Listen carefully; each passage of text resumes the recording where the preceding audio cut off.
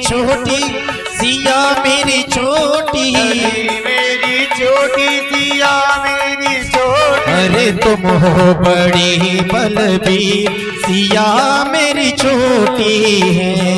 जइयो तनक रघुवीर डली मेरी छोटी है।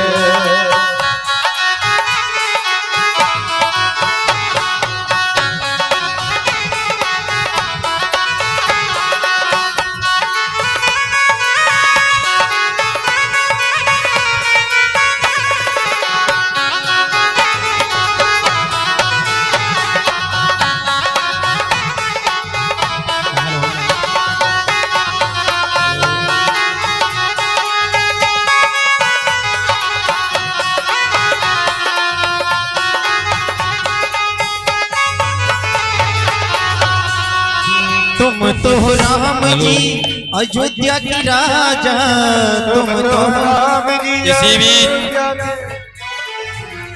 आरड़ी श्री वेद प्रकाश कुशवा निवासी कटेरा हर्षा संतों का स्वागत करते हुए श्रीमद् भागवत गीता के भी हमारे श्रीमद् भागवत हो रही है।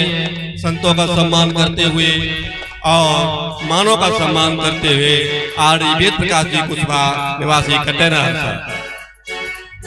तुम हो राम जी अयोध्या की राजा, तुम तो हो राम जी अयोध्या के राजा। तुम तो हो राम जी अयोध्या की राजा, तुम तो राम जी अयोध्या के राजा। और हम हैं जनक के गरीब सिया मेरी छोटी सी। जइयो तनक रघुवीर डली मेरी छोटी। झुक जइयो तनक रघुवीर लली मेरी छोटी सी। जइयो तनक रघुवीर डली मेरी छोटी। झुक जइयो तनक रघुवीर लली मेरी छोटी सी। जइयो तनक रघुवीर डली मेरी छोटी। झुक जइयो तनक रघुवीर सिया मेरी छोटी सी। आज ये सभी ने इशारा किया कि हे राम जी की तरफ के झुक जाइए थोड़ा, लेकिन राम जी नहीं झुकते हुए मर्यादा टूट जाएगी। अब तो सखियों ने लक्ष्मण जी की तरफ इशारा किया, बोले आप ही कुछ करो। लक्ष्मण ने मन में विचार किया कि बड़े भैया से मैं कैसे कहूं। फिर सोचने लगे कि ये तो झुकेंगे नहीं, मुझे कुछ करना होगा। आज लक्ष्मण जी गई राम जी के पास में और जाकर के साष्टांग चरणों में लेट गए। जैसे लक्ष्मण जी चरणों में लेटे तो राम जी माला का तो भान भूल गए और लक्ष्मण जी को जैसे उठाने के लिए झुके और माता सीता ने माला को सुना दिया।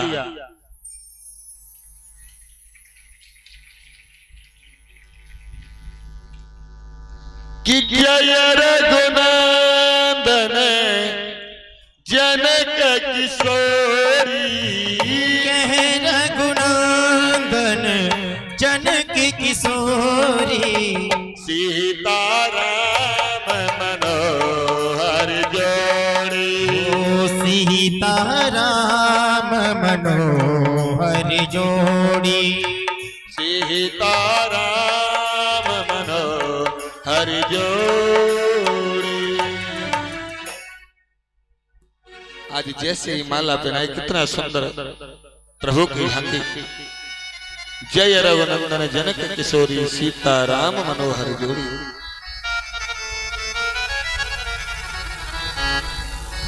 आज जनक महाराज ने सुंदर जोड़ी को देखा, प्रणाम किया। जनक महाराज की अपनी पुत्री उर्मिला है। विचार विमर्श हुआ हृदय से, तो दशरथ जी को भी बुलवाया और दशरथ जी महाराज बारात लेकर के आए। भरतलाल और शत्रुघ्न भी साथ में आए। श्री जानकी का विवाह तो राम जी से हो गया और उर्मिला का विवाह लखनलाल से हुआ। मांडवी का विवाह भरतलाल जी से हुआ और सुतकीर्ति का विवाह शत्रुघ्न के साथ में हुआ। आज चारों भाइयों का विवाह हो गया। जनकपुरी में बड़ा आनंद मनाया जा रहा है। सब मंगल गीत गा रहे हैं।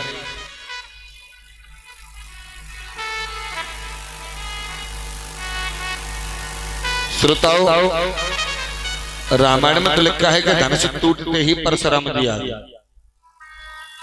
लेकिन वाल्मीकि रामायण में ऐसा लेख मिलता है कि जब वहां से सीता की विदाई हो गई तो मार्ग में परशुराम जी से मिलना हुआ।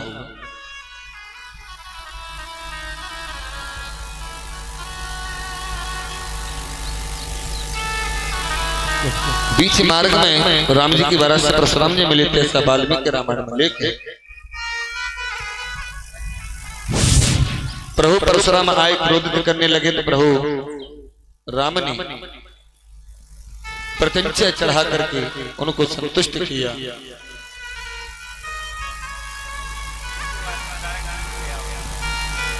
इतना आनंद हुआ अवधवासियों के हृदय में।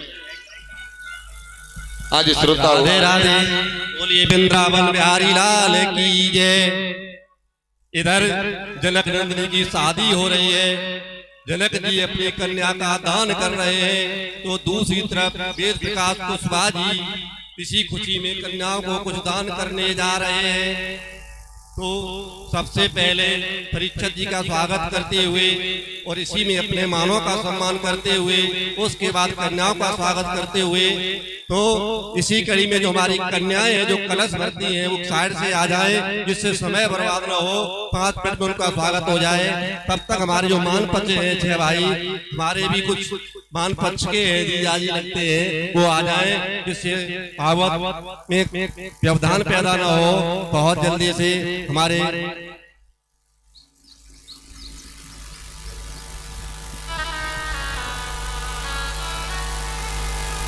बोली वृंदावन बिहारी लाल की। आज श्रोताओं, चारों बेटियों की विदा जनकपुर से की जा रही है।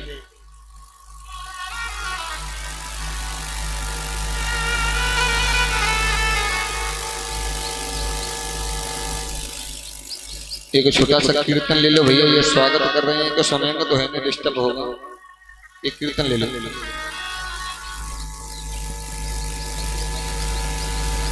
श्री कृष्ण गोविंद। हमारे मध्य में जो पधारे हुए हैं खीरापति सरकार के महंत जी महाराज, एक सुंदर सा भजन आपको श्रवण कराएंगे। इनके मुखारबिंद से एक प्रभु का भजन। श्री राधे।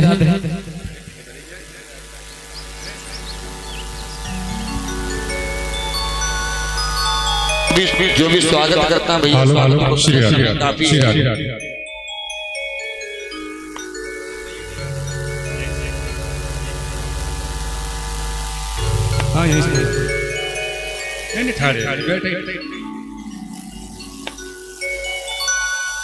बोलिए राजा रामचंद्र भगवान की, संत अनंत बलवंत हनुमंत लाल की जय। जय श्री राधे।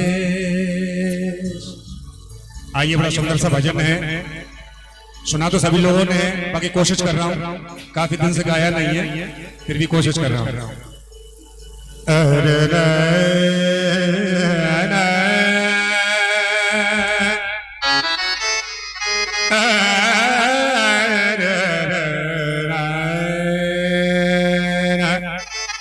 भजन कुछ पल की जिंदगानी, एक रोज सबको जाना, वर्षों की तू क्या सोचे, पल का नहीं ठिकाना।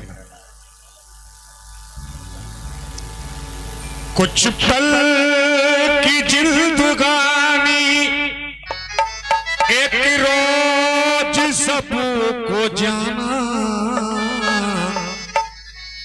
वर्षों की तू क्या सोचे, पल का नहीं ठिकाना। कुछ पल की जिंदगानी,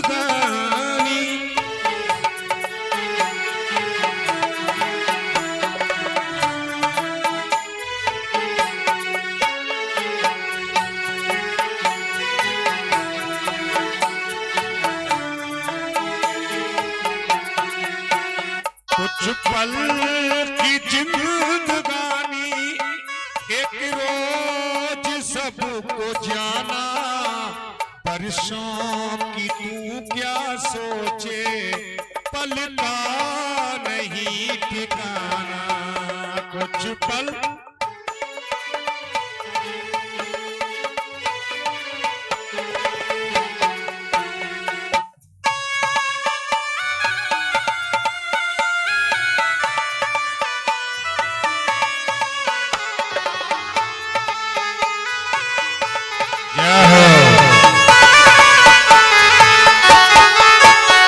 मलमल के तूने अपने तन को है जो निखारा, इत्रों की खुशबुओं से महके शरीर सारा।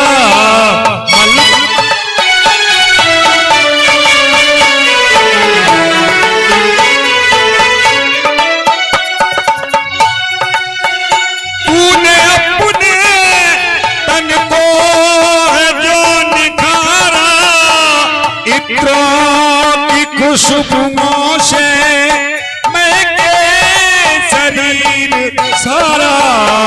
कायान साथ होगी, कायान साथ होगी, ये बात ना भुलाना, वर्षों की तू क्या सोचे, पल का नहीं ठिकाना। कुछ पल की जिंदगानी।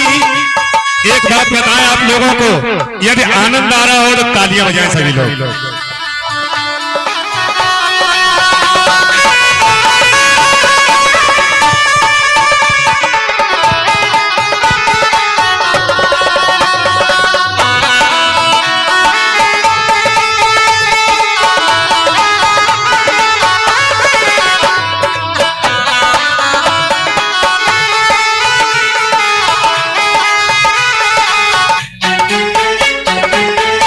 क्या हो आएगी वो घड़ी भी, कुछ भी न पास होगा, कर्मों के तेरे सारा एक एक हिसाब होगा। आएगी वो घड़ी भी, कोई न पास होगा, कर्मों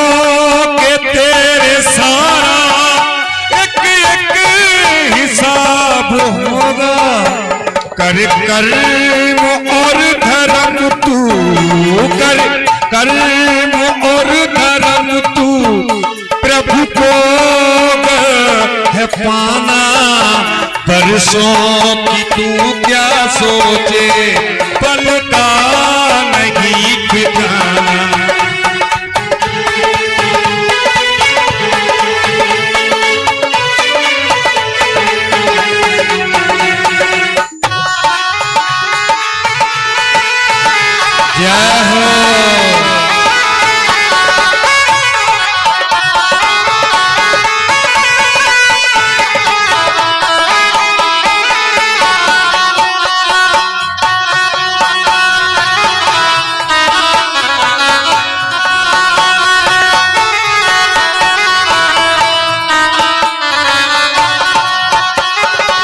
सुंदर सी बात है लास्ट।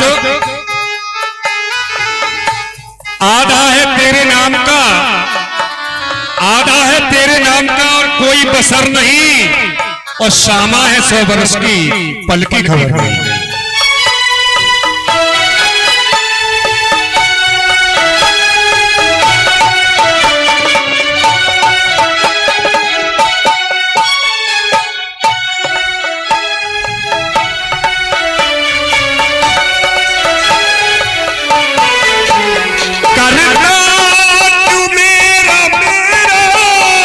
कुछ भी नहीं है तेरा, भूल जाए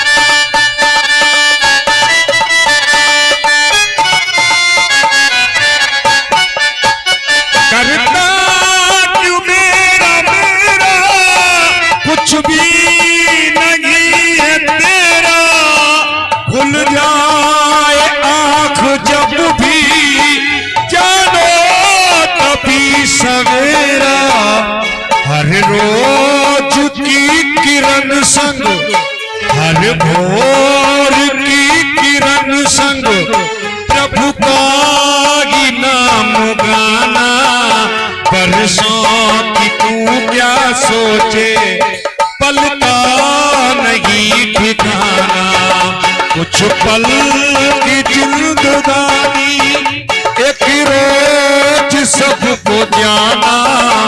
परसों की तू क्या सोचे, पल का नहीं ठिकाना, पल का नहीं ठिकाना, पल का नहीं ठिकाना।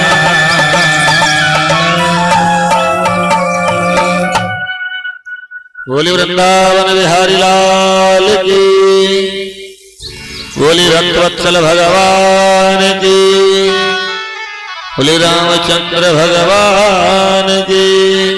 जय जय श्री राधे।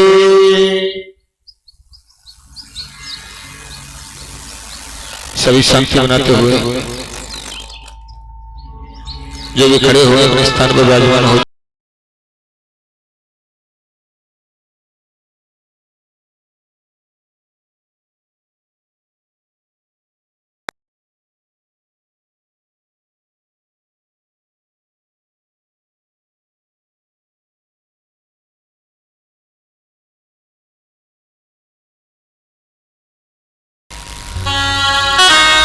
वो बेटी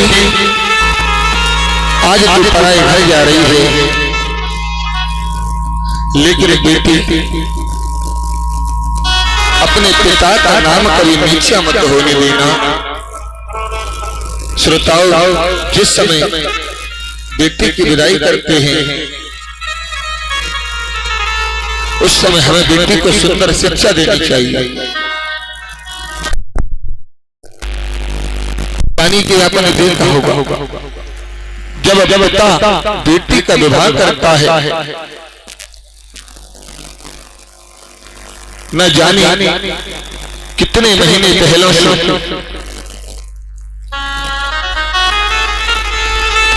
2-3 महीने पहले से पिता मेहनत करता है, भाग दौड़ करता है,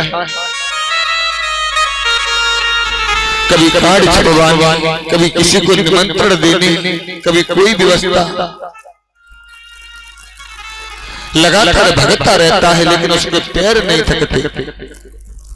पिता की जेब में एक पैसा ना हो, लेकिन बेटी का विवाह जितना नजदीक आता जाए पैसा भी उसकी जेब में आता जाता रहता है, क्योंकि बेटी साक्षात लक्ष्मी का स्वरूप है।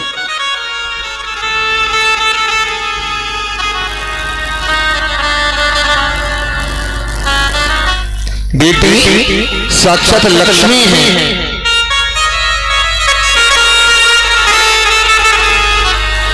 और जब बेटी की विदा कर देता है पिता, उसके बाद उसके हाथ पर टूट जाते हैं, क्योंकि लक्ष्मी है, आदि शक्ति है बेटी। विदा के बाद में तो 4 पाई पकड़ लेता है, एकांत में जाकर के बैठ जाता है।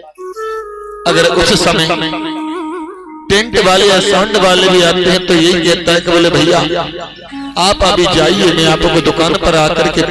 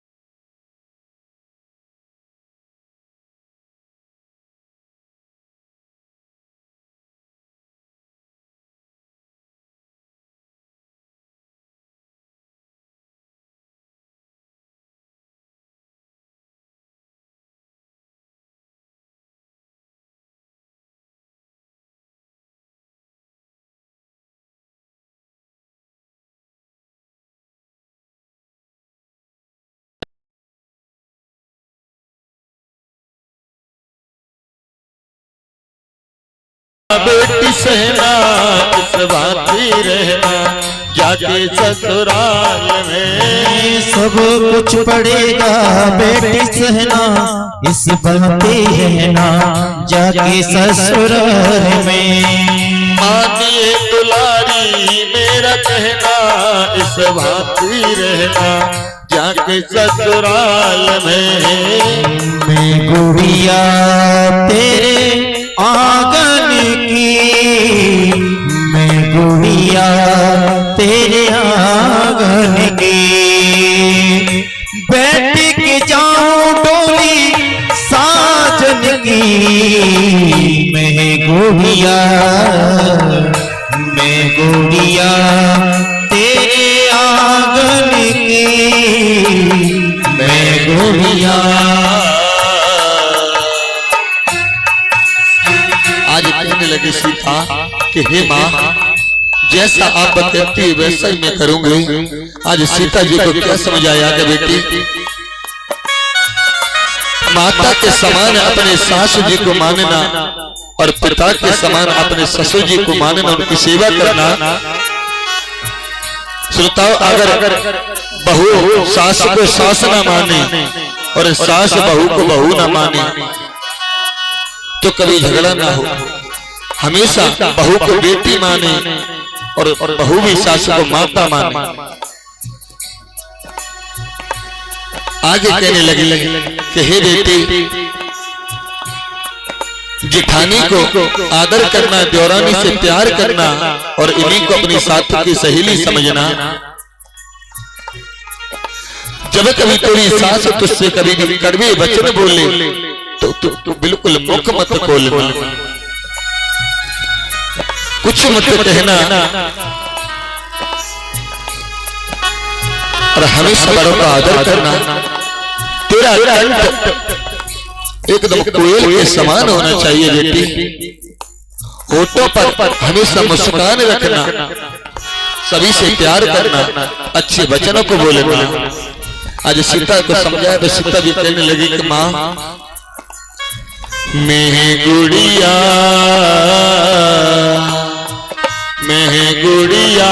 तेरे आंगन की, मैं गुड़िया तेरे आंगन की।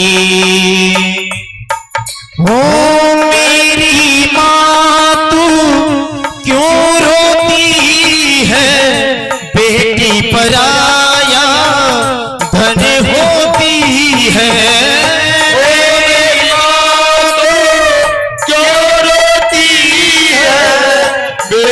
पराया धन होती है। ओ मेरी माँ तू क्यों रोती है, बेटी पराया धन होती है। याद न आए मेरे बचपन की। मैं गुड़िया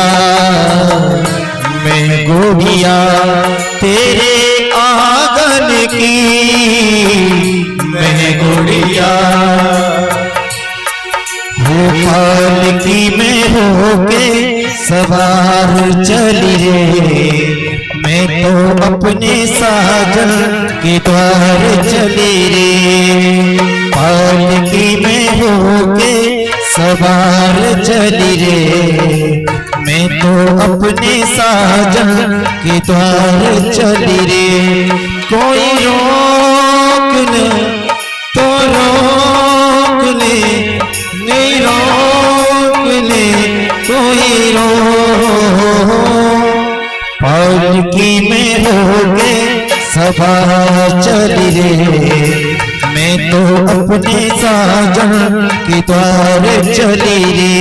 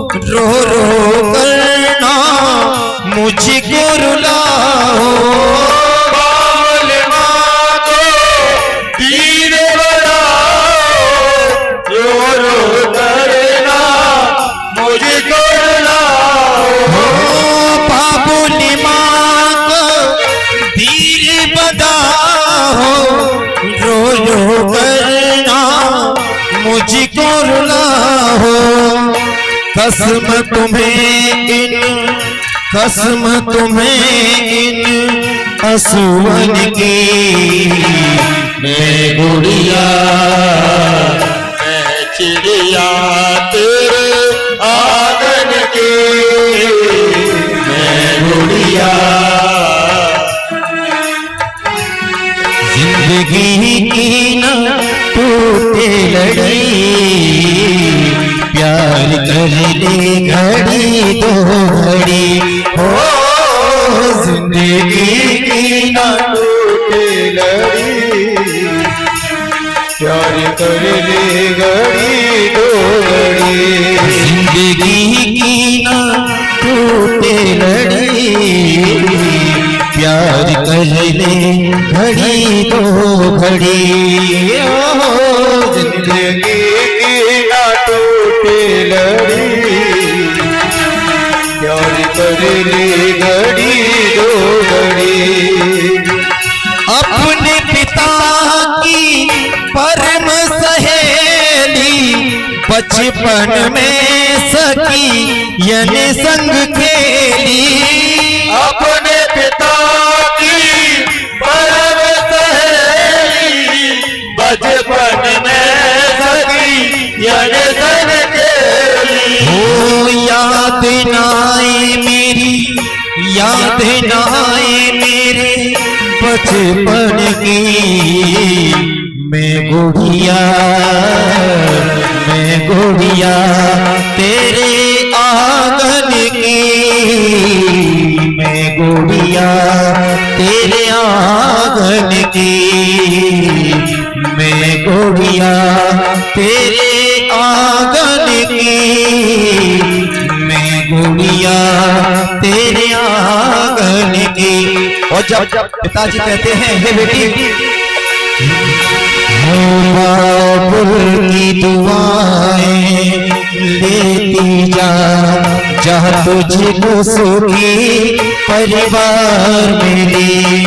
बाबुल की दुआएं लेती जा, जहाँ तुझको सुखी परिवार। ये मायके की कभी ना याद आई, ससुराल में सा प्यार मिली। कभी ना याद आए, ससुराल में ऐसा प्यार मिले। ससुराल में ऐसा प्यार मिली, ससुराल में ऐसा प्यार मिली। आज सीता जी की विदाई हुई। समझाया सीता जी की बेटी, कभी भी तेरे बाप का नाम नीचा ना हो, हमेशा यही ध्यान रखना। आज सोता हो चारों भाई अयोध्या में पधारे। महाराज दशरथ ने अपनी अपनी तीनों रानियों से कहा कि देवी कि बधू लड़किनी पर घर आए, अरे राखो नैन पलक की नाई। कि ये पराए घर आई हैं, पराए घर से चल कर के आई हैं। इनको ऐसे रखना जैसे नेत्रों की रक्षा नैन करते हैं, उस तरह इनको रखना। पलक जैसे नेत्रों की रक्षा करते हैं। आज श्रोता बड़े सुचारू ढंग से आनंद में सब रहने लगे। लेकिन हुआ कि जब कभी ज्यादा खुशी होती है तो ज्यादा खुशी को नजर लग जाती है। आज मंथरा ने जाकर के केके की बुद्धि को बिगाड़ दिया।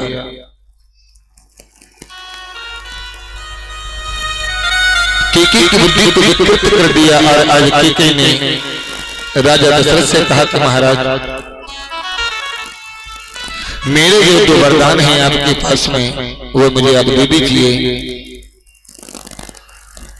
श्रोता, ये दो वरदान कल के हैं कि केक जैसे पुत्री हैं। केक किसी राजा की पुत्री का नाम है केके। एक समय की बात है, केके अपने सखियों के साथ में विचरण करने के लिए, घूमने के लिए गई। तो वहां पर उन्होंने क्या देखा कि एक संत जी बैठे हुए थे और इस केकई ने उन संत के चेहरे पर कालोच को पोत दिया। कालोच को पोत करके चली आई। जैसे ही संत के नेत्र खुले तो संत ने देखा कि मुख काला। उसी समय संत जी ने श्राप दे दिया कि जिसने भी मेरा मुख काला किया है उसका मुख काला हो जाए और जिन हाथों से किया है वो हाथ लोहे के हो जाए।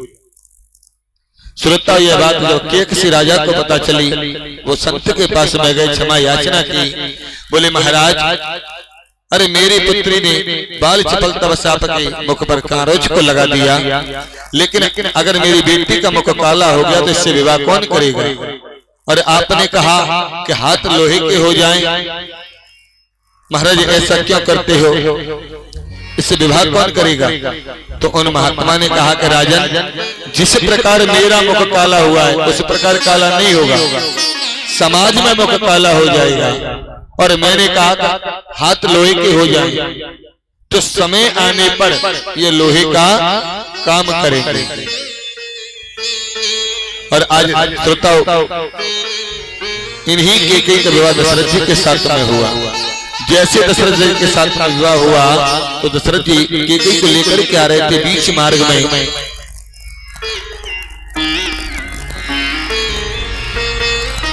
बाली मिल गया।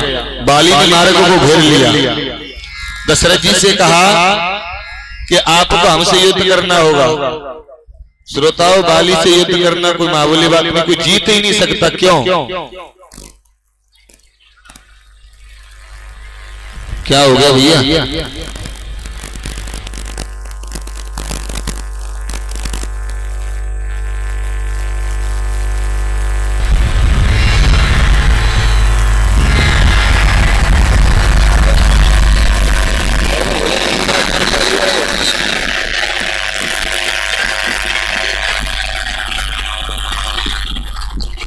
बोले वृंदावन बिहारी लाल की। अरे बैठ जाइए, शांति बनाइए। क्या हो गया? सांप है।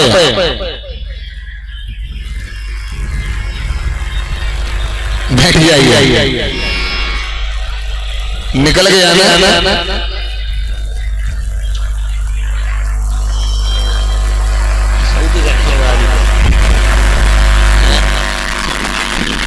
बोली बाल लाल की। सभी शांति बनाए। थोड़ी देर के समय की और बात घर आप कहते महाराज जी 6 बजाते हो, आप बीच में हल्ला मचाते हो। महाराज जी को कहते 6 बजाते हो। अगर आप शांति से बैठे रहे तो 5 बजे आरती हो जाएगी। ठीक है?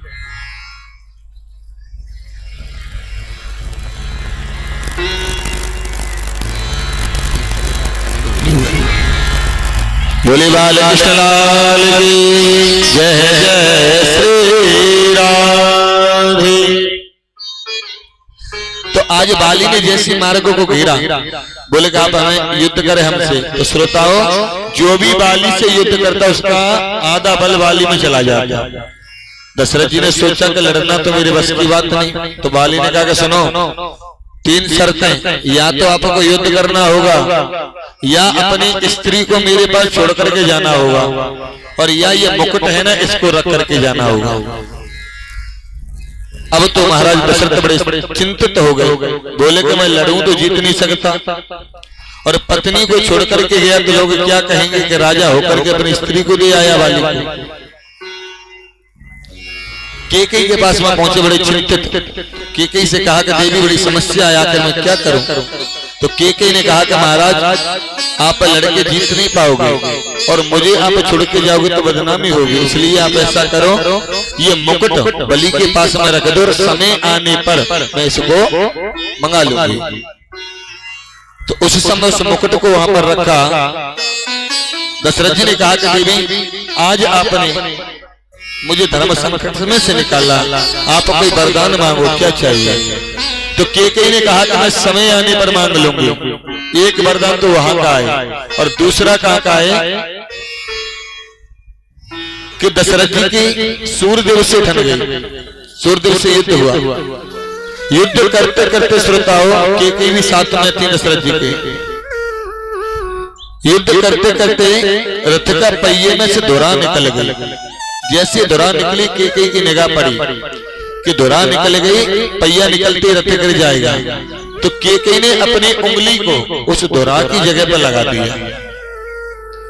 युद्ध पूरा हुआ, वहां से जब आए तो जैसे केकई ने उंगली को निकाला, दशरथ जी ने कहा देवी आपकी उंगली में चोट कैसे आई? तो केकई ने कहा कि मैंने ये धुरा की जगह पर लगाई थी। दशरथ जी ने कहा कि देवी आज आपने मेरे प्राणों की रक्षा की, आपके वरदान मांगी, क्या चाहिए? तो केकई ने कहा कि हमारा समय आने पर मांग लूंगी। आज वही दो वरदान हैं। आज केकई दशरथ जी से मांगती है कि मेरे दो वरदान हैं जो दे दो मुझे। बोला पहला वरदान तो पहला वर मुझे आप दियो कि भरत जी के लिए राज्य भार मांगा, पहले वरदान में। बोले कि भरत जी को राजभार दे दो, क्योंकि राम जी का राज्य तिलक होना था, तैयारियां हो गई थी। लेकिन रात में मंत्रा ने केकई की बुद्धि को विकृत कर दिया, बिगाड़ दिया। तो दशरथ जी ने कहा कि देवी राम भी मेरा पुत्र और भरत भी मेरे लिए तो दोनों बराबर हैं। आप कहते तो भरत को राजपाट दे देंगे, दोनों मेरे लिए बराबर है। पहला वरदान दे दिया।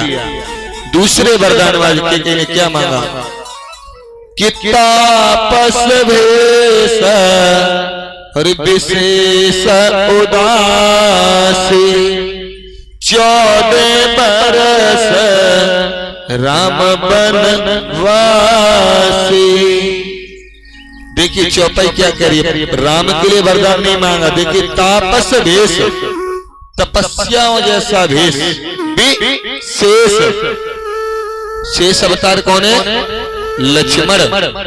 यहाँ पर इस चौपाई में तीनों के लिए वन मांगा गया है, राम भरत, राम लक्ष्मण और सीता जी के लिए। कि तापस भेष, कि तपस्याओं जैसा भेष धारण करें। शेष, शेष अवतार लक्ष्मण। वो दासी, दासी कौन है? माता सीता। पति की दासी कौन है? पत्नी। विशेष दासी लक्ष्मण के लिए और सीता के लिए पहले मांगा। आगे कहा कि 14 वर्ष राम बन वासी। श्रोताओं जब इस शब्द को सुना दशरथ जी ने बोले देवी अरे आप क्या मांगती हो? 14 वर्ष राम बनवासी। बोले देवी मैं अब राम के बिना नहीं रह सकता, राम के बगैर मैं नहीं रह सकता, राम मेरा प्राण है। आप कुछ और मांग लो मैं दे दूंगा, लेकिन राम को वनवास नहीं देवी।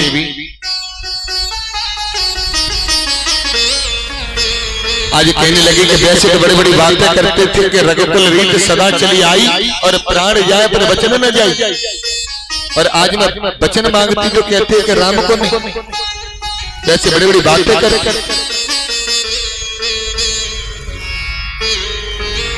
श्रोताओ ये जो माता केकई ने जो राम जी के लिए वनवास मांगा है ना, जिसमें लोग कहते हैं कि केकई ने बहुत गलत किया, लेकिन ये भी राम जी की इच्छा थी। प्रभु राम की इच्छा थी वरदान की, वन मंगवाने की। जिस समय प्रभु राम 5 वर्ष के थे, अपने महल में भाइयों के साथ में खेल रहे थे और माता केकई बैठी हुई थी। आकर के राम जी ने केकई के नेत्रों को बंद कर लिया। केकई से इतना प्रेम करती राम, और राम से केकई भी बहुत प्रेम करती थी। नेत्रों को बंद कर लिया तो आज केकई ने अपने हाथों को राम के हाथों पर घुमाया और कहा कि मैंने पहचान लिया तो राम है, मेरे नेत्रों को खोल दे। लेकिन राम ने कहा कि माँ आपने मुझे पहचान तो लिया, लेकिन मैं नेत्र ऐसे नहीं खोलूंगा। बोले तो? बोले माँ ये बताओ आप सबसे ज्यादा प्रेम किससे करती हो? बोले बेटा मैं सबसे ज्यादा प्रेम तुझसे करती हूँ, तू ही मुझे प्यारा है। बोले माँ मैं जो भी मांगू कि आप मुझे दोगी? बोले बेटा क्या चाहिए बताओ? बोले कि माँ अगर आप मुझसे प्रेम करते तो जो मैं मांगू वो आप मुझे दोगी। बोले क्या? कि माँ आप मेरे लिए 14 वर्ष का वनवास मांग लेना, मुझे वनवास दे दो मां। केके ने कहा कि बेटा क्या मांगते हो? बोले मां मैंने भी आपसे दरवाजा भरवा लिया, देखो मैं जो भी मांग रहा वो आपको देना होगा। और मां मेरे कारण हो सकता तो आपको विधवापन भी झेलना पड़ेगा। तो आज केके ने भी कहा कि बेटा तेरे लिए तो मैं हर पल सहने के लिए तैयार हूं, लेकिन मेरी भी एक शर्त है। बोले क्या? कि बेटा जिस प्रकार तूने कौशल्या के गर्भ को पवित्र किया है, कौशल्या के गर्भ से जन्म लेकर के पवित्र किया है, उसी प्रकार आप मेरी कोख को भी पवित्र कर दो। तो राम जी ने कहा कि मां मैं आपकी इच्छा को पूरा अवश्य करूंगा। आगे यानी कि द्वापर में मैं अवतार लेकर के आऊंगा श्रोताओं। तो यही केकई माता देवकी बनी और ये मां कौशल्या यशोदा बनी है। प्रभु ने कह दिया कि मां आपकी कोख को तो मैं पवित्र कर दूंगा, लेकिन स्तनपान दूधपान तो मैं अपनी मां कौशल्या का ही करूंगा। तो आज श्रोताओं केकई ने भी वरदान यही मांगा जो राम जी की इच्छा थी कि 14 वर्ष राम वनवास। दशरथ जी तो मूर्छित हो गए कि राम के बिना मैं नहीं रह सकता। सोता हुआ सुबह हुई, दशरथ जी अपने राजमहल पहुंचे, सिंहासन पर सैनिक आई। सैनिकों ने देखा कि महाराज कहाँ हैं? राम जी ने सैनिक जी से पूछा, बोले पिताजी कहाँ हैं? बोले माता केकई के महल में। आज माता केकई के महल में प्रभु राम पधारे। देखा तो पिताजी मूर्छित, बोले क्या बात है, क्या हुआ?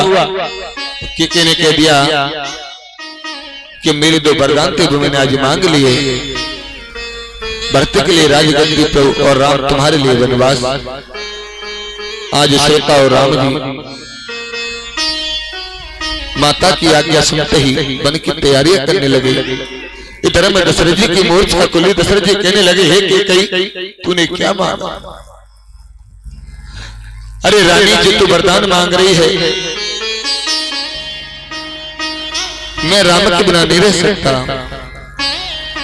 कि केकई तूने लूट लिया दशरथ के खजाने को, तू तरस जाएगी रानी, तू तरस जाएगी रानी, मांग अपनी सजाने को। होके कहीं तूने लूट लिया दशरथ के खजाने को, कहीं तूने लूट लिया दशरथ के खजाने को। होके कहीं तूने लूट लिया दशरथ के खजाने को, तूने लूट लिया दशरथ के खजाने को। तू तरस जाएगी रानी, तू तरस जाएगी रानी, तू तरस जाएगी रानी, मांग अपनी सजाने को। ओ रानी मांग अपनी सजाने को।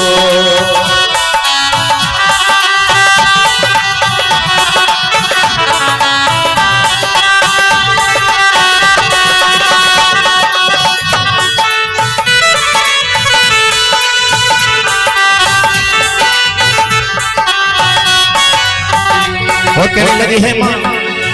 हो फल तरसेगा बिंदिया को, आंख तरसेगी गजरे को, बाल तरसेगा बिबिया को, बाल तरसेंगे गजरे को, हो फल तरसेगा बिंदिया को, आंख तरसेगी गजरे को, फल तरसेगा बिंदिया को,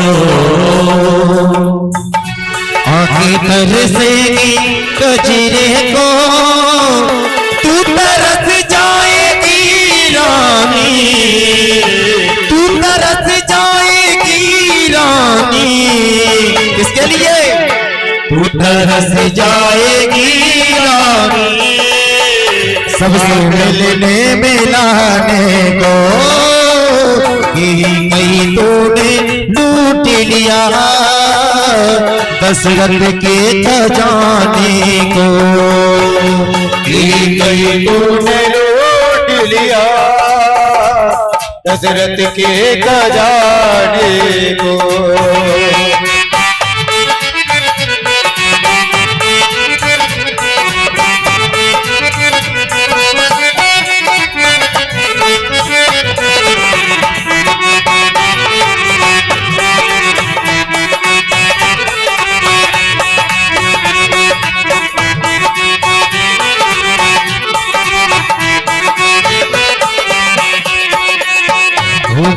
कहीं तूने लूट लिया दशरथ के खजाने को, कहीं तूने लूट लिया दशरथ के खजाने को, दशरथ के खजाने को, दशरथ के खजाने को, दशरथ के खजाने को, दशरथ के खजाने को।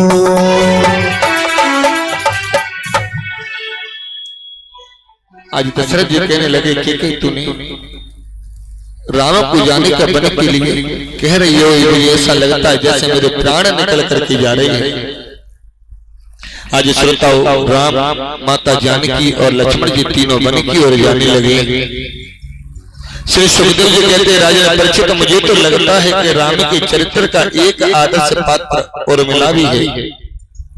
लक्ष्मण जी जब वन में जाते समय उर्मिला से कहा कि 14 वर्षों तक तुम्हारी आंखों में आंसू नहीं आने चाहिए, तुम्हें शोक नहीं करना चाहिए। माता सुमित्रा ने जो उपदेश लक्ष्मण जी को किया वो अद्भुत है। श्रोताओं, लक्ष्मण जी महाराज को एक बार तो क्रोध आया पिता के तरफ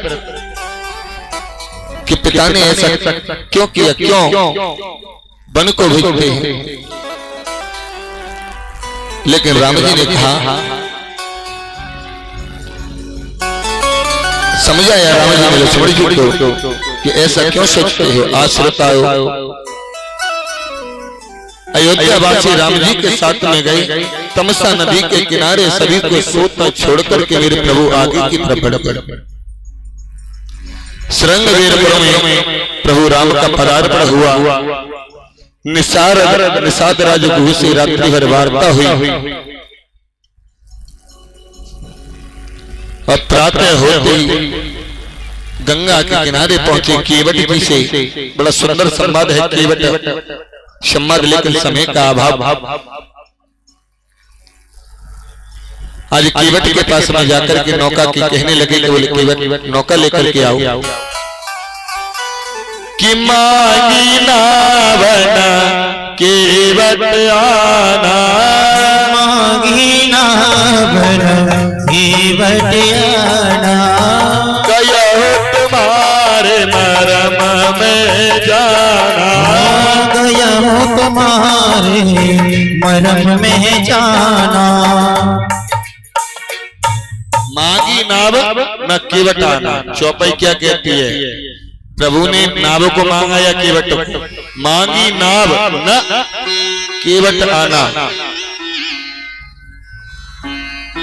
प्रभु कह रहे मांगी नाव न केवट आना, किसको मांगा? और मांगी नाव न केवट आना, मांगी नाव ना, नाव को नहीं मांगा, केवट आना आके प्रभु ने मांगा है किसको? कयो तुम्हारे मरम नहीं जाना। आज केवट कहने लगा, बोले महाराज, बोले मैं तुम्हारे मर्म को जानता हूं, नाव तो मैं ले आऊंगा, लेकिन नाव में चढ़ने जब दूंगा जब आपके पैरों को धो लूंगा। बोले क्या मर्म को जानते हो? कहियो तुम्हारे मर्म में जाना। राम के मर्म को कोई नहीं जानता और वो कहता मैं तुम्हारे मर्म को जानता हूं। तो लक्ष्मण जी कहने लगे, अरे मल्लाह क्या मर्म को जानते हो? बोले प्रभु आपके मर्म को नहीं, आपके मर्म को नहीं, राम जी के मर्म को जानता हूं। बोले क्या? कि गौतम नारी उपलवस, यानी कि गौतम की नारी जो अहिल्या है वो पत्थर की शिला थी, लेकिन चरण रज लगने से नारी हो गई। महाराज जब वो पत्थर की शिला नारी हो सकती तो मेरी नाव तो काट की है, ये नारी हो गई तो इसलिए पहले चरणों को धोऊंगा। कि महाराज मैं तो इसके अलावा कोई दूसरे कार्य को भी नहीं जानता जिससे भरण पोषण कर सकूं। यही जो नाव है मुझे चलानी आती है और ये नारी बनेगी तो एक नारी को परे न पूरो और दूजी करे बेटे घरो गुरो। बोले महाराज एक नारी की पूर्ति नहीं पड़ती और ये नारी हो गई तो गड़बड़ हो जाएगी। समय का अभाव है, संबंध बहुत अच्छा है। और आज प्रभु श्री राम के चरणों को धोया केवट में। चरण धोने के लिए क्या लाया? काट का, काट की कटौती लेकर के आया। कितना अपनी बुद्धि का परिचय देता है, क्योंकि जो लकड़ी होती है वो पानी को सोख लेती है। केवट ने सोचा कि इनके साथ साथ मेरे कुल का भी उद्धार हो जाएगा, इसे कटौती में आटा लगेगा, पूरा परिवार प्रसाद पाएगा तो सबका उद्धार हो जाएगा। चरणों को धो करके नाव में चढ़ाया। और श्रोताओं जिस समय केवट चरणों को धो रहा था ना, उस समय प्रभु राम को हंसी आ गई। ये केवट कौन है? केवट पूर्व जन्म में कछुआ था। और ये जिस समय भगवान नारायण सरसैया पर शयन कर रहे, माता लक्ष्मी पैरों को दबा रहे और ये कछुआ चरण स्पर्श करने आया पैरों को छूने के लिए। जैसे पैरों की तरफ आया तो लक्ष्मी जी ने फटकार लगा दी। शरीर की तरफ गया तो शेषनाग ऊपर खड़े हैं, उन्होंने बैठा दिया, इनको चरण स्पर्श नहीं हो पाई। तो आज राम जी को हंसी आगे कहने लगे, देखो वही केवट, वही कछुआ रूपी केवट आज चरणों को धो रहा है और वही लक्ष्मी स्वरूपा सीता और शेष अवतार लक्ष्मण दोनों इस दृश्य को देख रहे हैं। लेकिन आज वही कछुआ चरणों को धो रहा है। आज नाव में बिठा करके पार किया। अब तो राम जी कहने लगे सारे से कुछ उतराई दी जाए। तो सीता जी ने अपनी अंगूठी उतार करके राम को दी, बोले लो उतराई दे दो। जैसे उतराई देने को हुआ तो केवट ने मना कर दिया, बोले महाराज मैं नहीं लूंगा। बोले क्यों? कि बोले हमारी तुम्हारी जाति एक है, हमारी तुम्हारी जाति एक है। लक्ष्मण जी ने कहा, बोले हमारी तुम्हारी जाति एक कैसे हो सकती है? अरे तुम ठहरे मल्ला और हम ठहरे छत्री। बोले महाराज तुम्हारी नहीं हमारी इनकी जाति एक है। बोले कैसे? कि यानी कि मैं तो गंगा पार उतारता हूं और आप भवसागर से पार उतारते हो। कि नाई से न लेवे नाई और धोबी से न ले धोबी, देखे उतराई प्रभु जात न बिगाड़ियो। और आयो में आए तुम हमारे घाट, मैंने तो किए हैं पार, और जाऊं मैं तुम्हारे घाट मोह को उतारियो। कि आज आप मेरे घाट आए, मैंने गंगा पार उतारी, जब मैं तुम्हारे घाट जाऊं तो मुझे भवसागर से पार उतार देना, लेकिन उतराई ना।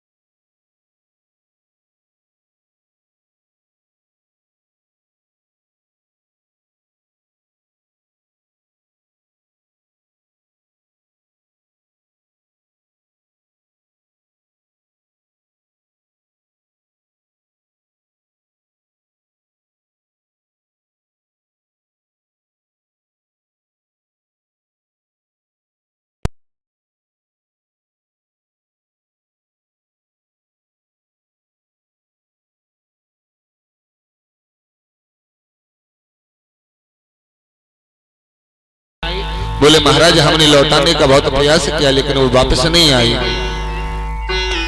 और राम की याद में दशरथ जी ने प्राणों का त्याग हो गया कि राम राम कहे हरे राम राम कहे राम तन हरे हरे रघुवर बिरहो हरे राहु गए सुरधाम। राम राम कहते हुए दशरथ जी ने अपने प्राणों को दे दिया। श्रोताओं, भरत और शत्रुघ्न अपने मामा के यहाँ पर दोनों के लिए सूचना गई। दोनों आई, आकर के भरत जी ने भी की से न जाने कितनी बुराइयां की, कितना उल्टा सूदा कहा। पिता का अंतिम संस्कार किया और आज प्रभु राम से मिलने के लिए भरत आदि सभी चल कर के आए। थोड़े संक्षिप्त मौल लेते हुए चलते हैं, समय होता है पूरा।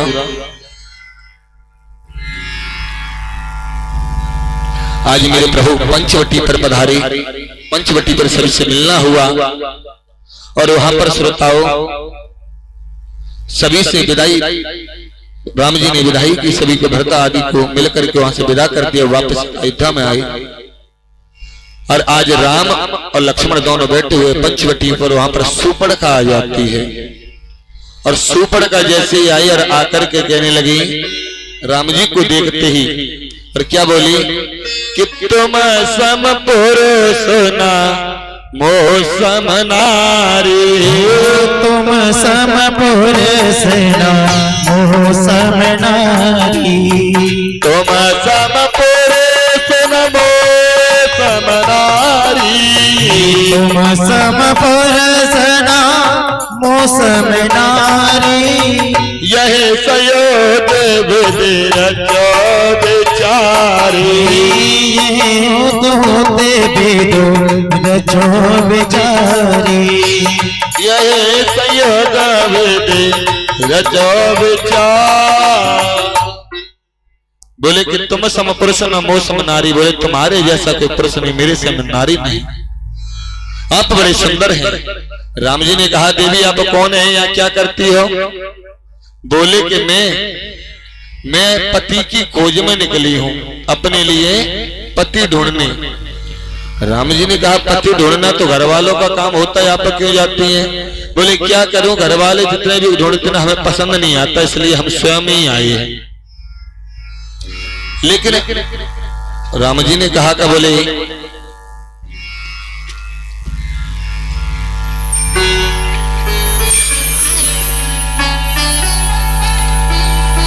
अच्छा देवी, तो बोले पति मिल गए? बोले अभी तक तो नहीं मिले थे लेकिन अब मिल गए। बोले कौन है?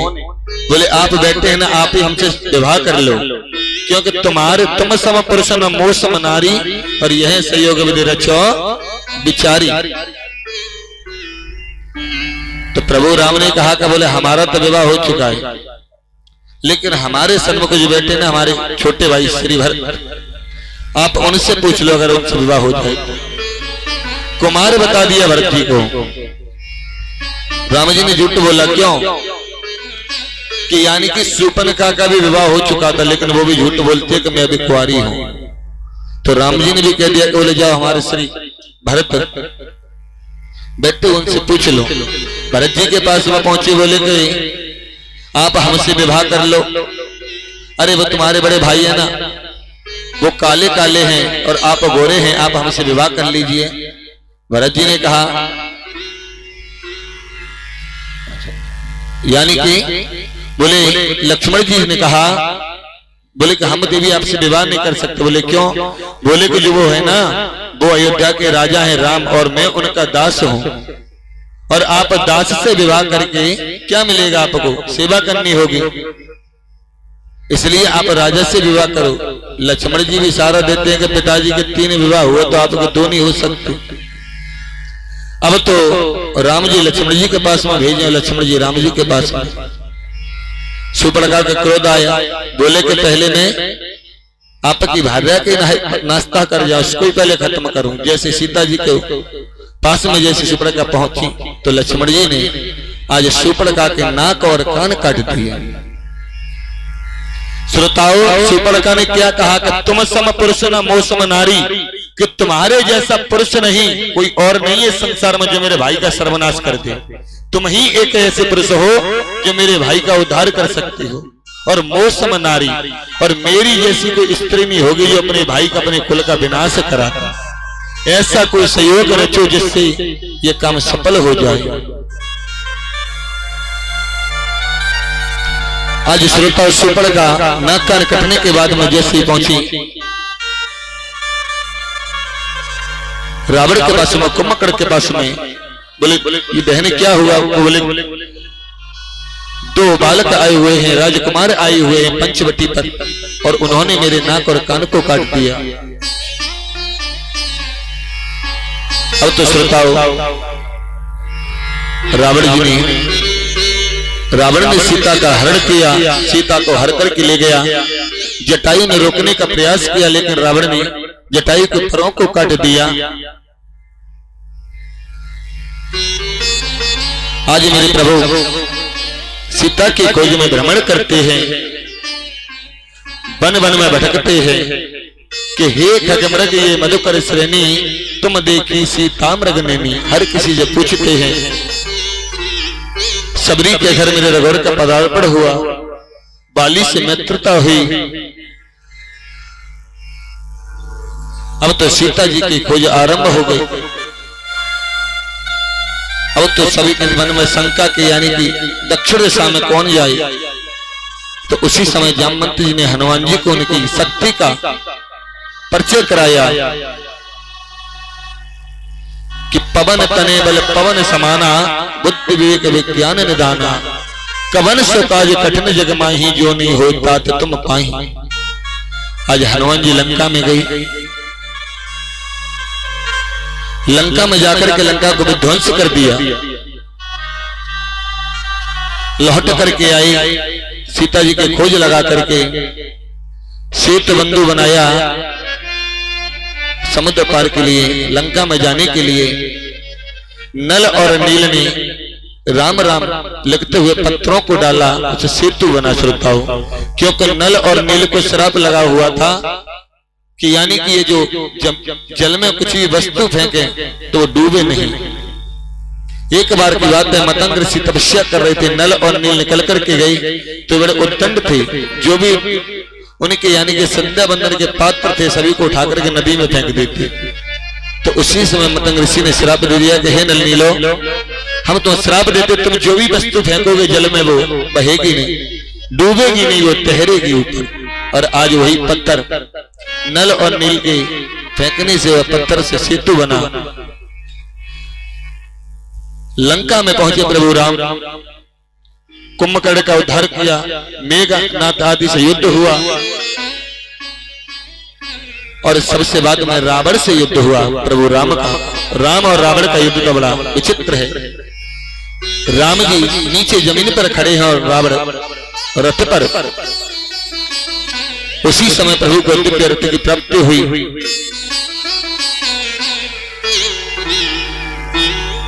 और आज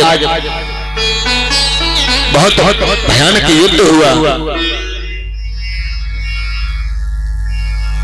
मेरे प्रभु राम पर कितना संकट आया, लेकिन हर परिस्थिति को उन्होंने बड़े सुचारू रूप से प्रसक्त किया। आज राम और रावण दोनों का युद्ध चल रहा है।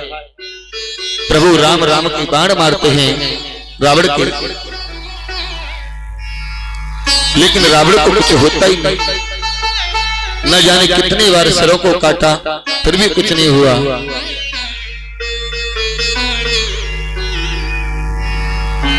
उसी समय रावण का भाई विभीषण प्रभु राम के साथ में था और उसने कहा कि महाराज इसकी नाभि में अमृत का कुंड है, नाभि पर आप निशाने को लगाएं तो इसका उद्धार हो जाएगा।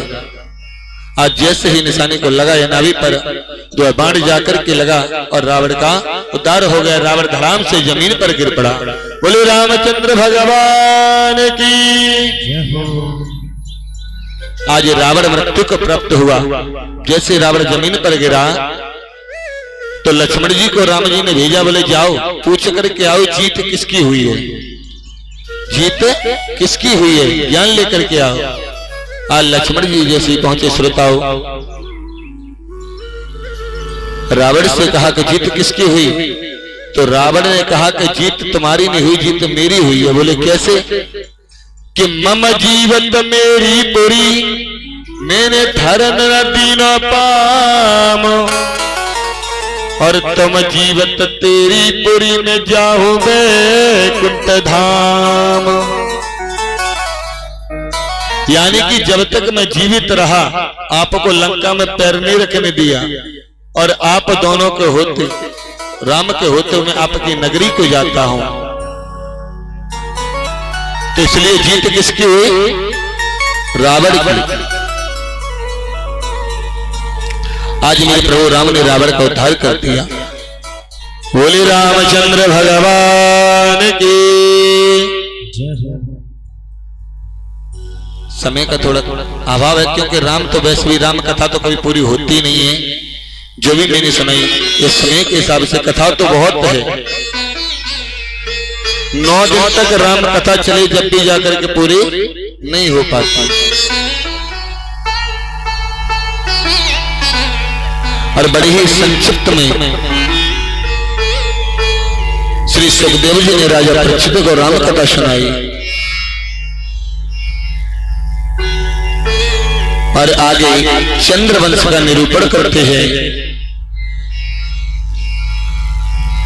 कि हे राजा, नारायण के पुत्र ब्रह्मा, ब्रह्मा के पुत्र अत्रि, अत्रि के पुत्र श्रीमान चंद्रमा, चंद्रमा के पुत्र हैं बुध, बुध के हैं पुरूरवा, और इन्हीं पुरूरवा के 6 पुत्र हुए, आयु, सुतायु, सत्यायु, रय, विजय और जय। और इसी चंद्रवंश में एक तेजस्वी राजा हुआ जिनका नाम है गाधी। गाधी चंद्रवंशी राजा थे, बड़े तेजस्वी ऋषि।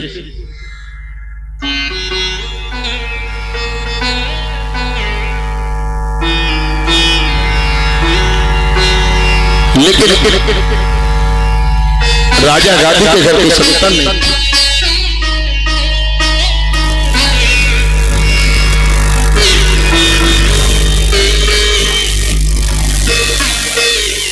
इनके जो गादी हैं इसी वंश में आगे चल करके एक और राजा हुए जिनका नाम है नहुस।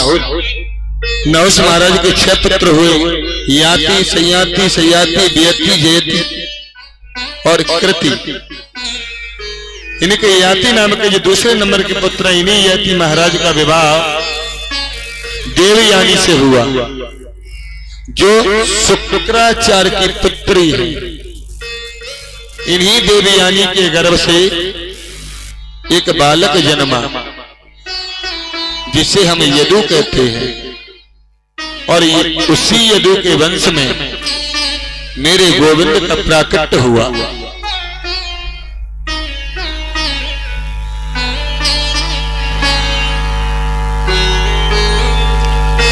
इन्हीं यदु महाराज के वंश में कई पीढ़ियों बाद राजा देवगढ़ हुए। एक पत्नी के 2 पुत्र हुए, असमंजस, अरिजन और परिजन। दूसरी पत्नी के पुत्र का नाम है सूरसेन। अर्जुन परिजन 9 पुत्र हुए, जिन्हें हम नवनंद कहते हैं, जो नंद बाबा गोकुल में रहते हैं। और दूसरी पत्नी के एक बेटा हुआ जिसका नाम है सूरसेन। सूरसेन के पुत्र वसुदेव आदि हुए। श्री सुखदेव जी कहते हैं, राजन, वसुदेव की 7 पत्नी हैं कि गौरवी, रोहिणी, हद्रा, मदिरा, रोचना, इला, देवकी प्रमुखा आसन, अल्प आनंद कुंदवे।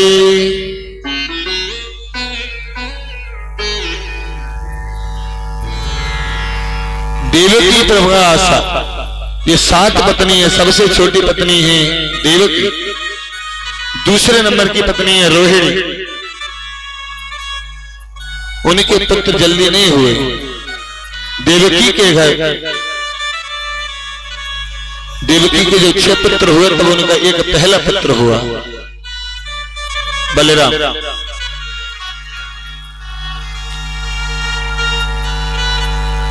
सबसे छोटी महारानी देवकी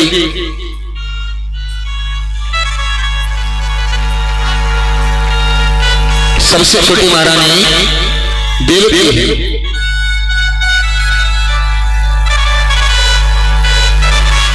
देवकी के ये देवकी है ना, ये कंस की चचेरी बहन है। श्रोताओ,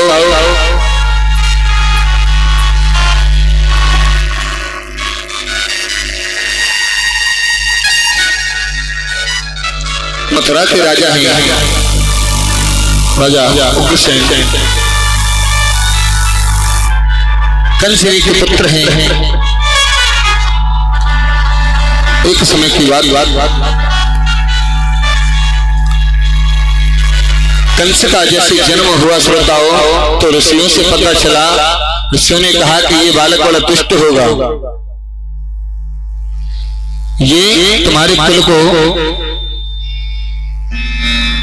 चलने नहीं देगा।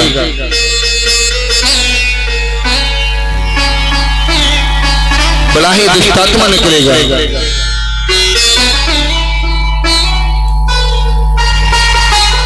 तो आज श्रोताओं, सुसेन ने उस पुत्र को यमुना नदी में प्रवाहित कर दिया।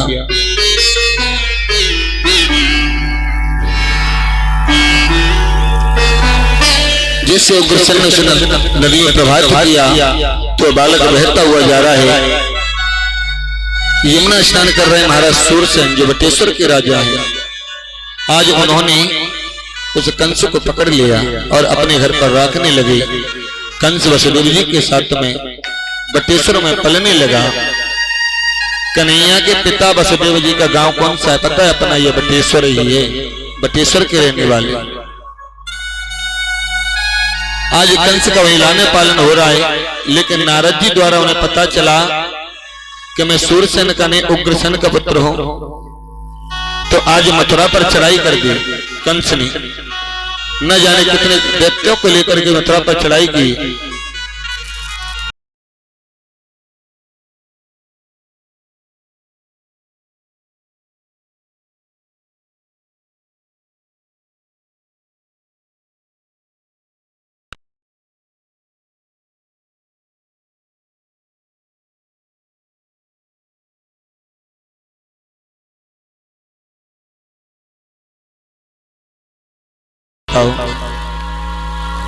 कंस की बहन देवकी, चचेरी बहन। कंस ने मन में विचार किया कि अपनी बहन का विवाह मैं अपने हाथों से करूं।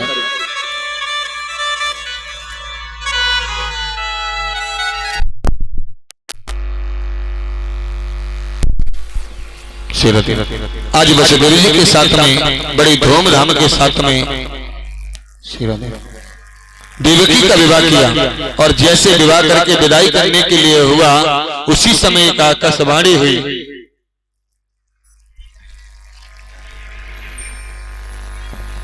उसी समय का आकाशवाणी हुई, अरे कंस, जिस बहन का तू विवाह कर रहा है इसी का अष्टम गर्भ तेरा काल होगा। आकाशवाणी होगी श्रोताओं। अब तो कंस ने जैसे आकाशवाणी को सुना कि अष्टम गर्भ मेरा काल होगा, देवकी के केशों को पकड़ करके खींचने लगा। रथ में से नीचे खींच लिया, नग्न तलवार ले ली हाथ में, कि मैं जीवित नहीं छोड़ूंगा इसे, ये मेरे काल को जन्म देगी। अब तो श्रोताओ, वसुदेव जी ने कहा कि अरे आप क्या करते हैं? बोले कि आप एक अबला पर हाथ उठाते हैं, राजा का धर्म नहीं है। और आप तो ब्राह्मण हो, ब्राह्मण होकर यानी कि राजा का धर्म नहीं है। और आप इतने बड़े राजा होकर के एक स्त्री पर हाथ उठाते हैं। बोले कि ये मेरे काल को जन्म देगी, मैं इसे जीवित नहीं छोड़ सकता। वसुदेव जी ने कहा कि आपको अष्टम गर्भ से ही तो भय है। बोले कि मैं राजन वचन देता हूं कि जब तक 8 पुत्र ना हो जाते तब तक हम यही आपको बार बार पुत्र देते रहेंगे, आप क्षमा कीजिए, इसे न मारें, हम आपको वचन देते हैं। राजा ने कहा, कंसनी बोले कि सुनो, आप क्या कहते, मैं छोड़ दूं? बोले हाँ। बोले छोड़ दूंगा, लेकिन मेरी शर्त है। बोले क्या? कि आपको यही कारागृह में रहना होगा। बोले ठीक है। आज श्रोताओ, वसुदेव देवकी को दोनों में कारागृह में डाल दिया। पहला पुत्र हुआ जिसका नाम है कीर्तिमान, और जैसे पहले पुत्र को लेकर के वसुदेव जी कंस के पास में आई तो उसको देखते ही कंस को दया आ गई। सोचने लगा कि ये तो पहला है, मेरा तो अष्टम काल होगा, ये तो पहला है। एक बार तो उसे छोड़ दिया। बोले मेरा तो अष्टम गर्भ काल है, 8वां बालक होगा वो मेरा काल है, ये तो पहला है। वापस कर दिया। लेकिन श्रोताओ, नारद जी ने मन में विचार किया कि अगर कंस के मन में दया आ गई तो इसका पाप का घड़ा पूरा कैसे होगा। आज जैसे ही नारद जी आए और कंस से कहने लगे, बोले भैया, बोले आपने छोड़ क्यों दिया उसे? बोले वो तो पहला था। बोले आप नहीं जानते देवताओं की चाल को? बोले तो? बोले यही तो बात है। अरे आप इधर से गिनना प्रारंभ करो या इधर से गिनना? पहला और 8वां कौन सा है बताओ? बोले 1 2 3 4 5 6 7 और 8। बोले ये कौन सा? बोले 8वां। बोले यहां से गिनो तो? बोले 1 2 3 4 5 6 7 8। बोले ये कौन सा है? बोले 8वां। बोले यही तो चाल है। बोले यानी कि पहले को 8वां बता देंगे, 8वें को पहला। कमल के फूल को घुमाया। बोले बताओ राजन, इसमें अष्टम पंक्ति कौन सी है? कंस ने कहा कि जहां से गिनना प्रारंभ करो, जहां पर 8 हो जाए वही 8 ही है। तो बोले आपने क्यों छोड़ दिया? अब तो कंस आया और आकर के उस बालक को ले धड़ाम से जमीन पर मार दिया, कीर्तिमान को मार दिया।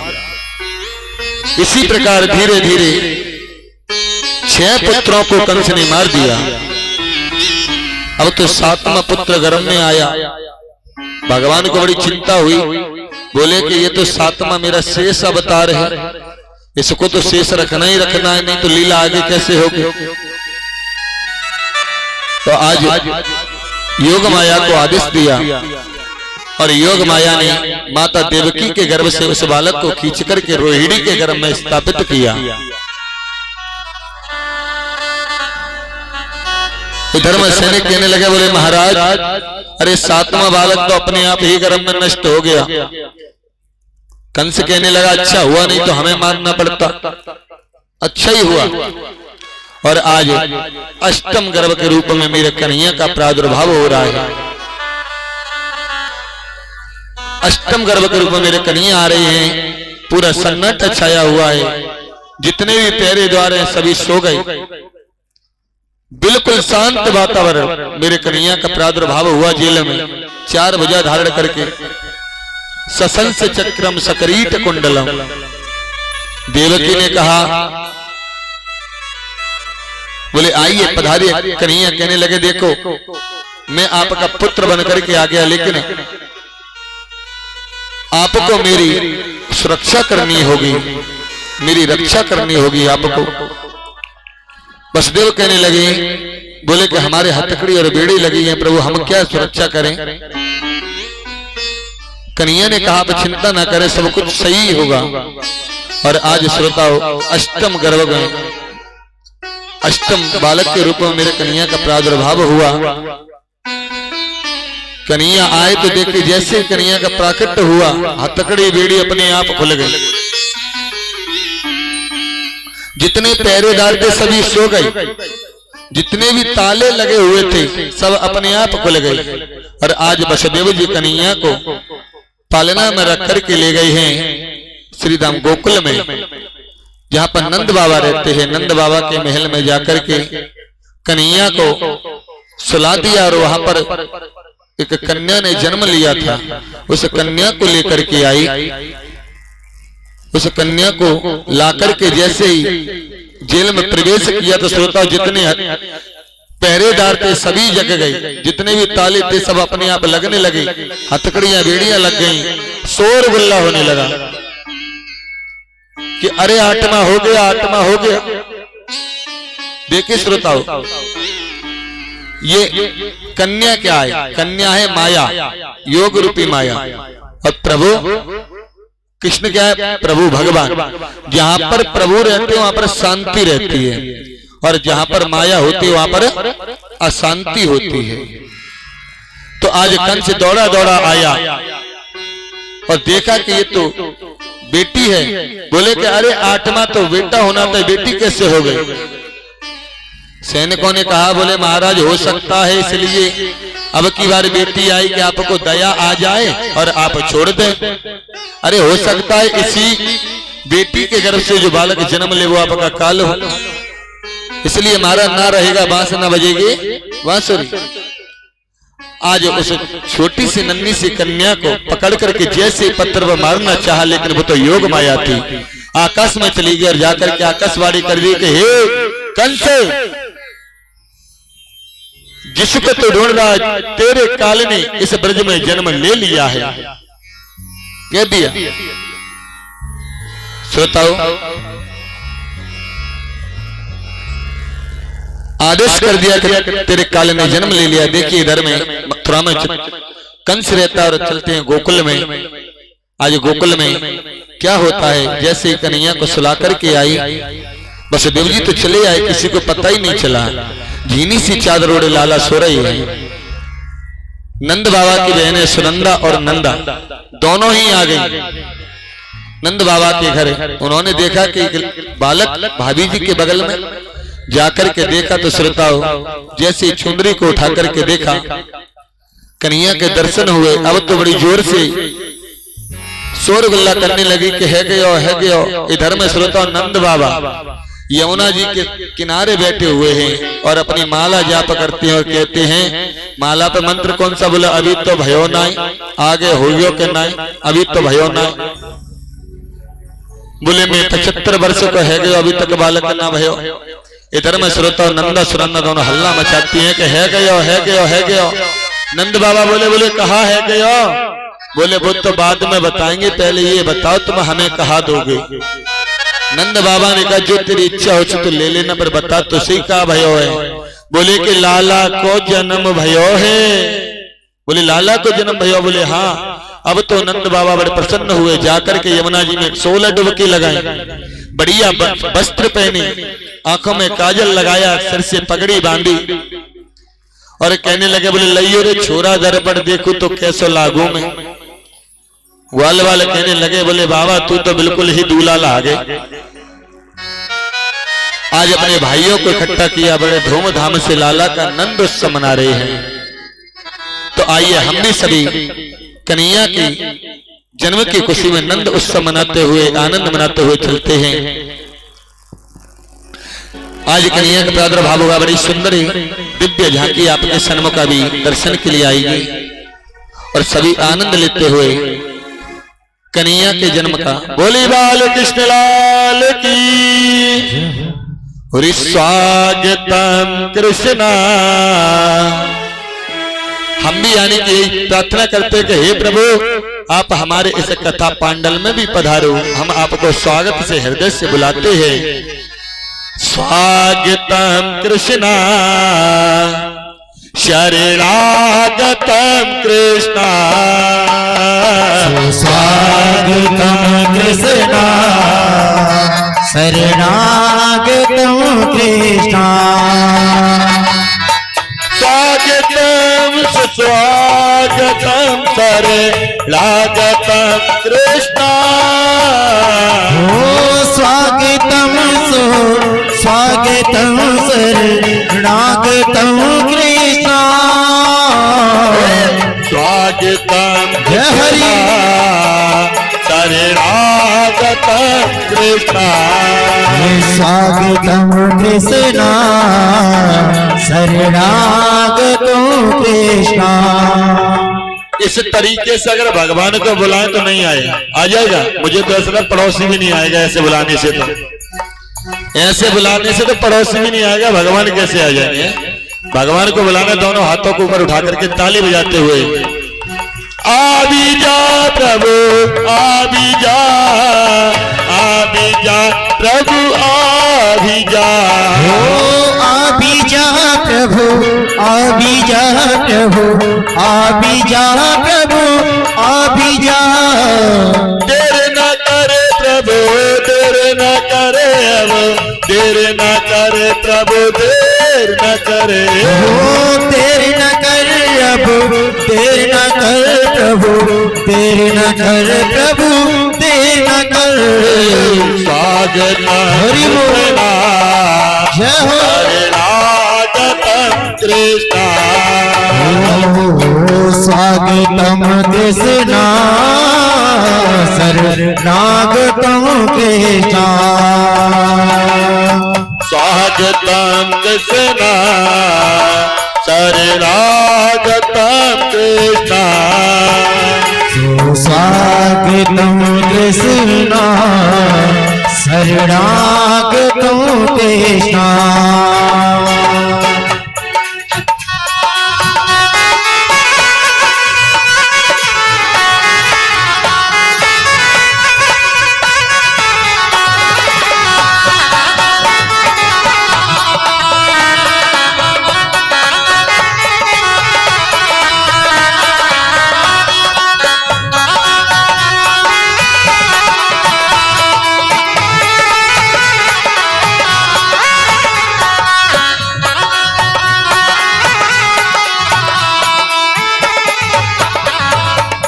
बोली बाल कृष्ण लाल की। सभी अपने अपने स्थान पर बैठे रहे। देखिए आपके मध्य में प्रभु अवतार लेकर के आए हैं दिव्य सुंदर झांकी। सभी अपनी अपनी जगह पर बैठे रहे और यहीं पर प्रभु का दर्शन करें। आज देखिए कितना धूमधाम से नंद बाबा के यहाँ पर आनंद मनाया जा रहा है। सभी सखियां मिलजुल करके गाती हैं, आई हैं बड़ी दूर दूर से चल करके।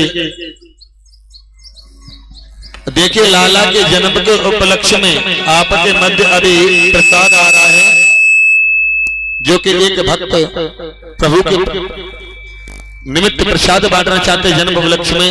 तो सभी अपनी जगह पे बैठे रहे, प्रसाद भी आता रहेगा और आनंद लेते रहें। आज सभी गोपियां जितनी भी गोपियां हैं सभी सज धज करके आ रही हैं लाला के जन्म उत्सव में सभी आनंद मनाने के लिए। और सभी आकर के मैया जसोदा से बधाई मांगती है। किस प्रकार? और लाला जन्म सुने आई और जसोदा मैया दे दो बधाई। देखिए अगर कन्हैया का जन्म हुआ है, किस किस को खुशी है कि लाला जन्म लेकर के आए। लाला का जन्मदिन है, किस किस को खुशी है? दोनों हाथों को ऊपर उठाएं और मीठी मीठी ताली बजाते हुए नृत्य करते हुए लाला को बधाई देंगे। हो लाला जन्म सुनी आई जसोदा मैया दे दो बधाई। लाला जन्म सुने आई जसोदा मैया दे दो बधाई। दे दो बधाई मैया दे दो बधाई। दे दो बधाई मैया दे दो बधाई। दे दो बधाई मैया दे दो बधाई। दे दो बधाई मैया दे दो बधाई। लल्ला की सुने के में आई जसोदा मैया दे दो बधाई। लल्ला की सुने के में आई जसोदा मैया दे दो बधाई। जय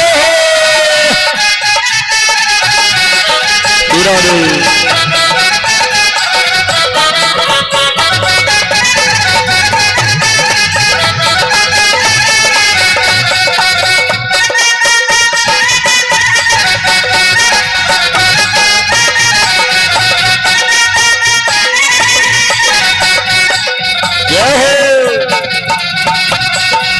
हीरे भी दे दो मैया मोती भी दे दो।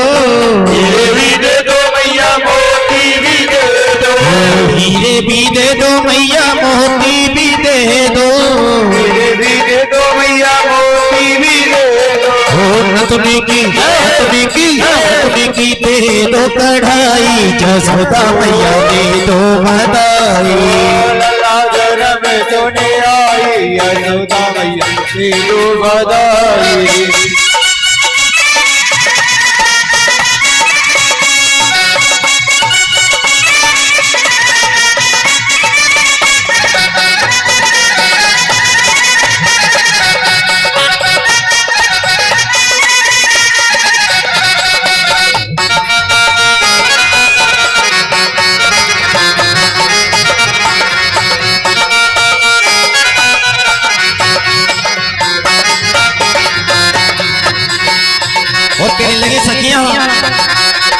लहंगा भी दे दो मैया चूड़ी भी दे दो, लहंगा भी दे दो मैया चूड़ी भी दे दो, लहंगा भी दे दो मैया लहंगा भी दे दो, लहंगा भी दे दो मैया चूड़ी भी दे दो, साड़ी की दे दो कढ़ाई, जसोदा दे दो बधाई। लल्ला की सुन के मेरा यशोदा मैया दे दो बधाई।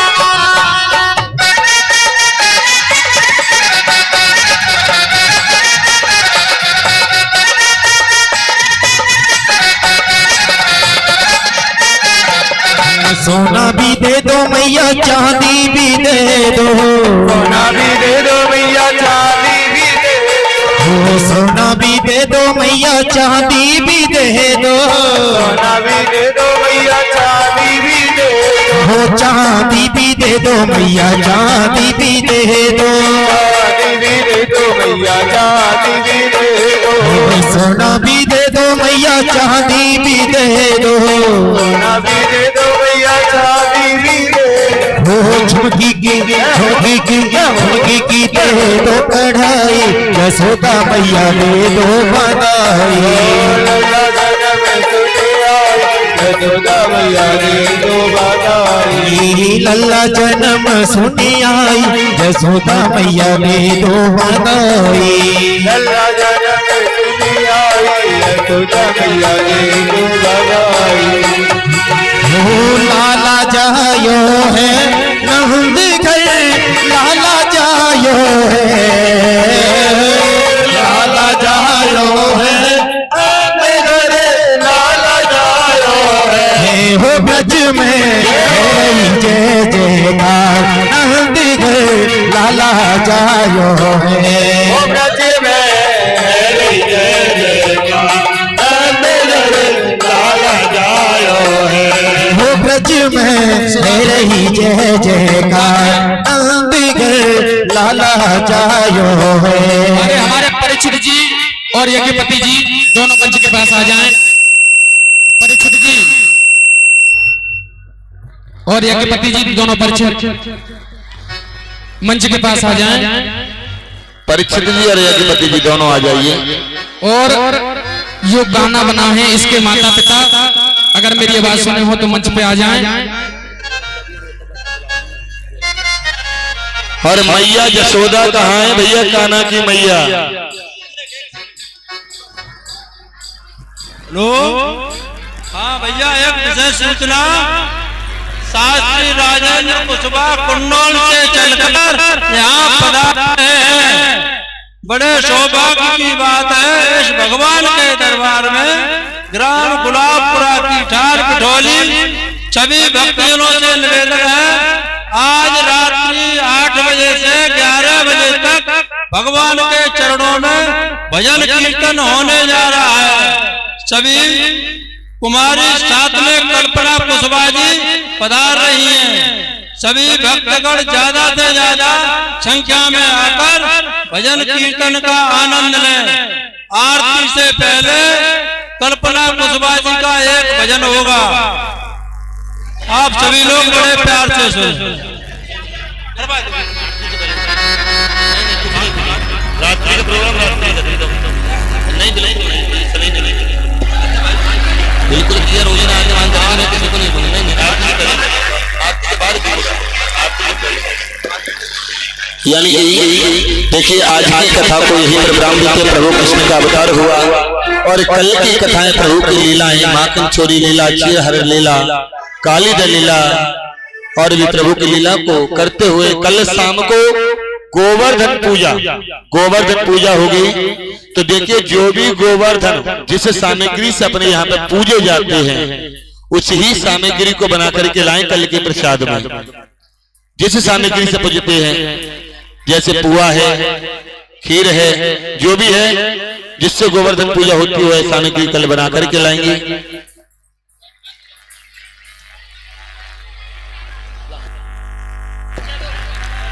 देखिए सभी से निवेदन है बैठ जाइए थोड़ी देर के लिए। जो यानी कि कन्हैया जन्म के उपलक्ष्य में ये बूंदी बांटने के लिए आए आप लोगों को, तो आप बैठ जाइए, बैठ कर प्रसादी ले लें। बस आरती होने वाली है, आप तो समय से दे दिए विराम, फिर भी परेशान है।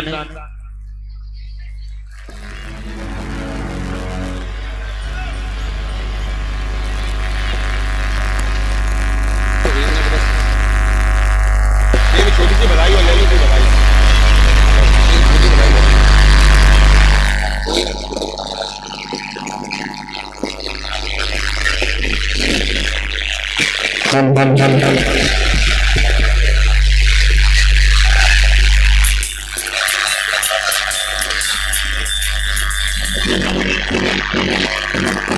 और देरी मैया, अरे बधाई दे देरी मैया, दे देरी मैया, बधाई दे देरी मैया। अरे तेरे तेरे आंगन आयो लाल, बधाई दे देरी मैया। तेरी गोद में आयो लाल, बधाई दे देरी मैया, दे देरी मैया, बधाई दे देरी मैया, दे देरी मैया, बधाई दे देरी मैया। हो तेरी गोद में आयो लाल, बधाई दे देरी मैया, तेरी गोद में आयो लाल, बधाई दे देरी मैया।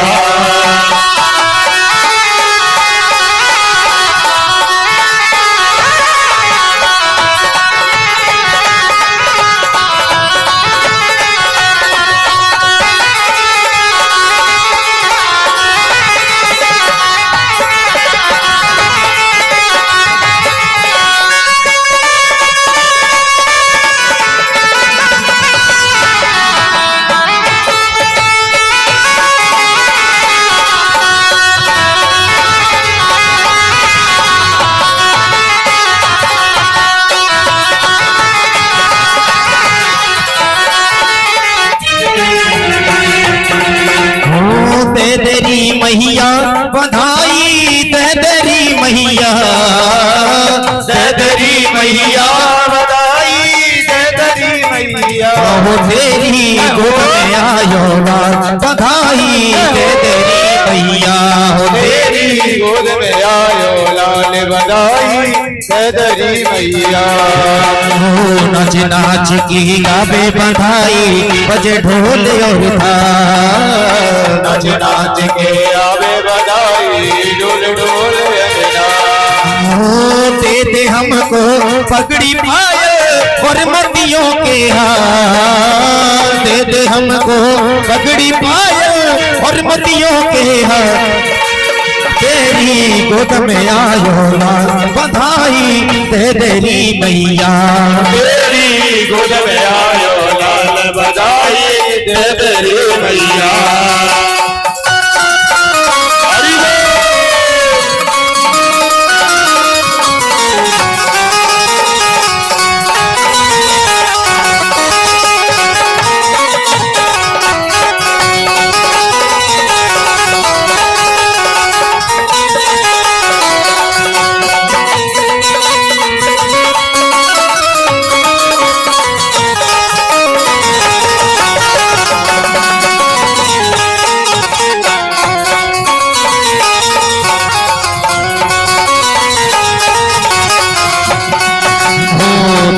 हमको धनी मैया, लहंगा चूनर साड़ी, दे दे हमको मैया, लहंगा चूनर साड़ी, दे दे हमको धन मैया, लहंगा चूनर साड़ी, दे दे हमको मैया, लहंगा चूनर साड़ी। कंजूसी से काम चलेना, दे दे मोटर गाड़ी संजू जी से सब चले ना दे दे मोटर गाड़ी वो तेरी गोद में आयो लाल बधाई दे तेरी मैया तेरी गोद में आयो लाल बधाई दे दे मैया। कहाँ है माता जसोदा? आ जाए मैया, बड़ी मैया है का? हाँ। आजा मैया, लाला को देखो, लाला की बधाई।